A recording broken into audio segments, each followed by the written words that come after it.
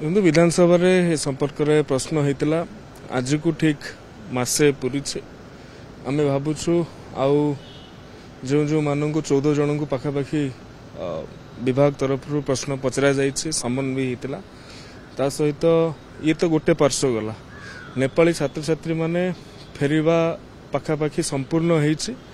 एवं होली परे परे मध्य समस्ते फेरी आछन्ते तो तांको पाखरु भी सुनिबार आवश्यकता अछि तेनु जो कमिटी गठन होइछि सेमाने भी नेपाली छात्र छात्री पाखरु सुनिबे ए भितरे भी विधानसभा रे जा जा प्रश्न होइछि जे केबे कंप्लेन कमिटी पाखकु झियोटी मृत हेबा परे पूर्वरु मध्य 11 से इंटरनल कमिटी जोटा कि आगुरी इंटरनल कंप्लेन कमिटी थिला इंटरनल कमिटी होइछि ता पाखरे से तार अभियोग करिथिला तो ए सब कथा तदन परिसरभुक्त अछि एवं अनेक प्रश्न किट संपर्कित आसीछि उच्च स्तरीय कमिटी तदंत करूछि आशा करूछि किट छात्र नेपाली छात्र छात्री मानन को पचरला परे कमिटी रिपोर्ट समाप्त हेबो पाखापाखि समस्ते आसी सारछन्ति।